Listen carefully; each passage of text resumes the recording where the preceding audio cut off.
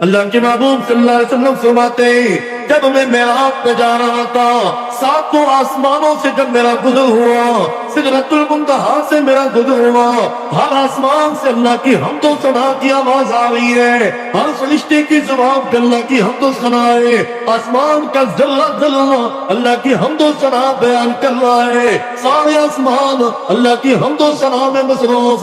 کہاں میرا جنت میں گزر ہوا، جنت کے ہر پتے سے اللہ کی حمد و ثنا کی آواز ہے، ہر فرشتے کی زبان پہ اللہ کی حمد و ثنا ہے۔ وَإِن مِّن شَيْءٍ إِلَّا يُسَبِّحُ بِحَمْدِهِ۔ اے کائنات والو، تم سمجھتے نہیں ہو کائنات کی ہر چیز اللہ کی حمد و ثنا میں لگی ہوئی ہے۔ وَلَٰكِن لَّا تَفْقَهُونَ تَسْبِيحَهُمْ، تم ان کی تسبیح کو نہیں سمجھتے۔ تُسَبِّحُ لَهُ السَّمَاوَاتُ السَّبْعُ، اللہ کی تسبیح بیان کر رہے ہیں ساتوں آسمان، اور یہ زمین بھی اللہ کی تسبیح بیان فرما رہی ہے۔ حضرت عبداللہ بن مسعود رضی اللہ تعالیٰ عنہ فرماتے ہیں محبوب بیٹھے ہوئے تھے، صحابہ بھی بیٹھے ہوئے، سامنے کھانا لایا گیا، ہم ایک ایک لقمہ اٹھا کے کھانے کا کھا رہے، وَكُنَّا نَسْمَعُ۔ عبداللہ بن مسعود فرماتے میں نے اپنے کانوں سے اس کھانے سے اللہ کی حمد و ثنا کے ترانے سنے۔ وہ کھانا ہم کھا بھی رہے، کھانے سے آواز آ رہی ہے، اللہ کی تسبیح بیان ہو رہی ہے۔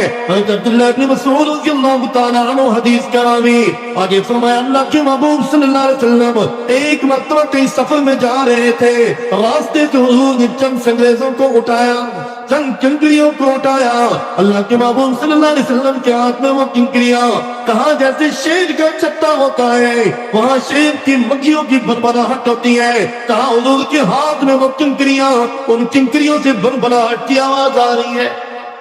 اللہ کے محبوب صلی اللہ علیہ وسلم فرمانے لگے یہ انگریزی بھی اللہ کی حمد و ثنا بیان کر رہے ہیں۔ میرے محبوب نے فرمایا جب گھر کے دروازے تم بند کرتے ہو، دروازوں میں جو چرچراہٹ ہے وہ چرچراہٹ میں بھی اللہ کی حمد و ثنا ہے۔ میرے محبوب نے فرمایا دریا کی روانی ہوتی ہے، پانی کی سرسراہٹ میں اللہ کی حمد و ثنا، بلبل کے ترنم میں اللہ کی حمد و ثنا، صبح کی باد صبا، شام کی باد نسیم، نشیب و فراد، ہر ایک اللہ کی حمد و ثنا میں مصروف۔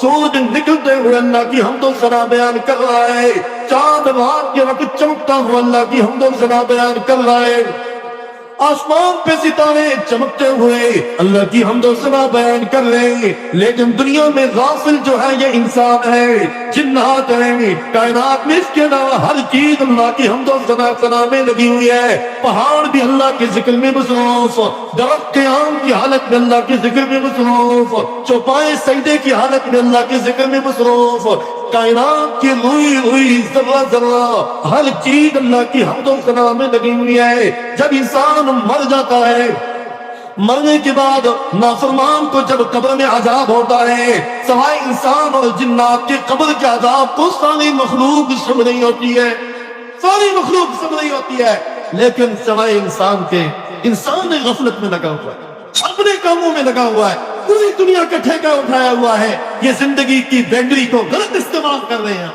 کل کیا منہ دکھائیں گے اللہ پاک؟